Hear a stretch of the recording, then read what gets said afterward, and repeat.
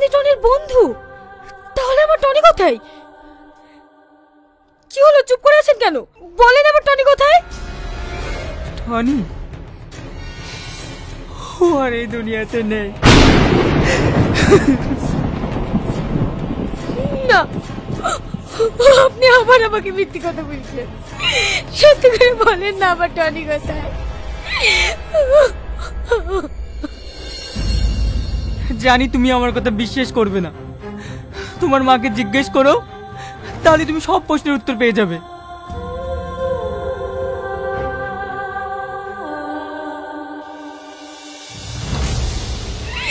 মা, তোমরা আমাকে কেন মিথ্যে কথা বলেছো?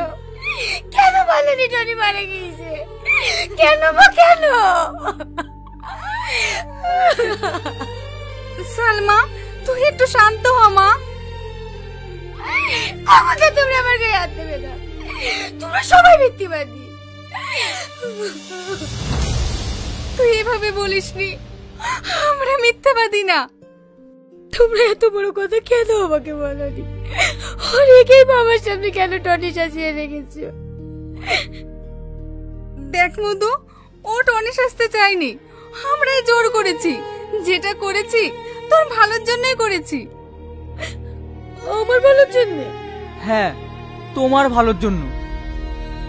সেদিন টনি, ডাক্তারবাবু, ডাক্তারবাবু, এখানে সালমা নামে একটা পেশেন্ট আছে, আজকে তার চোখের অপারেশন হবে, আমি টাকা নিয়ে এসেছি। ও আচ্ছা, আপনি পেশেন্টের গার্জেনকে ডাকুন, এখানে একটা সই করতে হবে। আমি তো কাউকে চিনি না, কি করে ডাকবো বলুন? ও ঠিক আছে, সিস্টার সালমার গার্জেনকে ডেকে দিও তো। ঠিক আছে স্যার। টাকা 10 লাখ আছে তো? হ্যাঁ, 10 লাখই আছে, আপনি গুনে নিতে পারেন। কিছু বলছেন ডাক্তারবাবু? 10 লাখ টাকা ক্যাশ কাউন্টারে জমা হয়ে গেছে, এখনই অপারেশন হবে, আপনি এখানে সই করুন।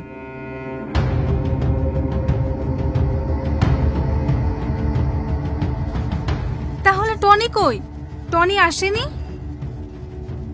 না, ও আর জীবনেও আসবে না। তার মানে? ওকে কিছু গুন্ডাই তাড়া করে সেই সময় ও ওখান থেকে পালিয়ে আসে, তখন থেকে ওর পায়ে গুলি লেগেছে। আমি যখন ওকে হসপিটালে নিয়ে যাওয়ার কথা বলি, ও তখন আমাকে এই টাকার সুটকেসটা দিয়ে বলে এটা হসপিটালে জমা করতে, না হলে সালমা চোখের অপারেশন হবে না। তখন যখন আমি ওখান থেকে পালিয়ে আসি, তখন বিশাল বড় একটা আওয়াজ হয়। সেই সময় পিছনের দিকে তাকিয়ে দেখি বাড়িতে আগুন ধরে গেছে।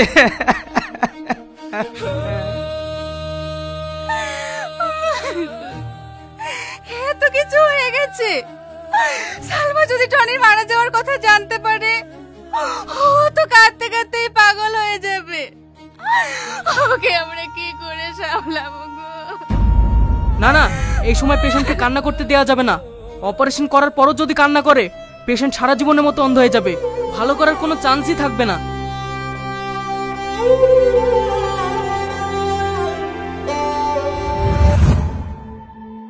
তারপরে সোহেলকে আমরা টনি সাজাই, যাতে তোর কোনো ক্ষতি না হয়।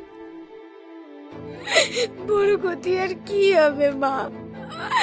বড় ক্ষতি তো হয়ে গিয়েছে, ও আমার জীবন সঙ্গে হারিয়ে গিয়েছে মা।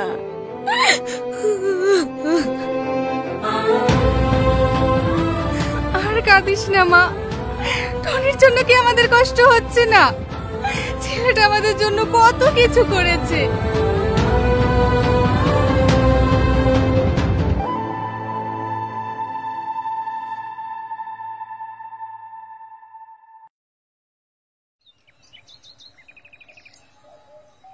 কি গো, ছেলেটা কিছু খেলো? হ্যাঁ, এক্ষুনি খাওয়ালাম। জানো, ওর জ্ঞান ফিরে এসেছে, ডাকলে সাড়া দিচ্ছে। তাই নাকি?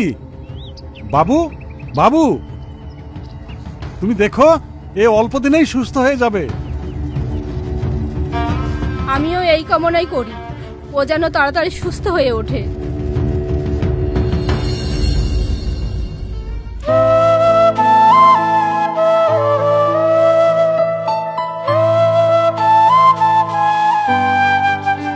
সালমা চলো, তোমাকে আজকে একটা সুন্দর জায়গায় ঘুরতে নিয়ে যাব। আমার কিছু ভালো লাগছে না, আমি কোথাও যাব না। দেখো, এইভাবে কি মানুষ বাঁচতে পারে? তোমার সামনে অনেক জীবন পড়ে আছে।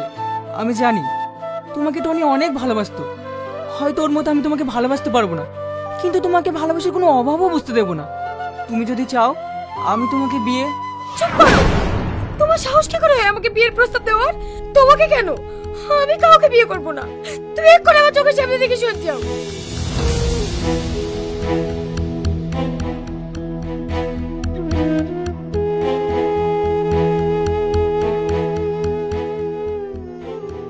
সালমা, তুই ছেলেটাকে অপমান করলি কেন? ও তো ঠিকই বলেছে, ও কি তোর খারাপ চায়? কেউ আমার ভালো চাই না। তোমরা যদি আমার ভালো চাইতা তাহলে আমাকে এভাবে বিরক্ত করতে না। এতে বিরক্ত করার কি আছে? টনি যদি বেঁচে থাকতো তাহলে কি আর এর সাথে বিয়ের কথা বলতাম? ছেলেটা যখন বিয়ের প্রস্তাব দিচ্ছে তুই রাজি হয়ে যা মা, তুই আর আপত্তি করিস না। তোমাদের যা ভালো লাগে তোমরা তাই করো, দয়া করে আমাকে একটু একা থাকতে দাও।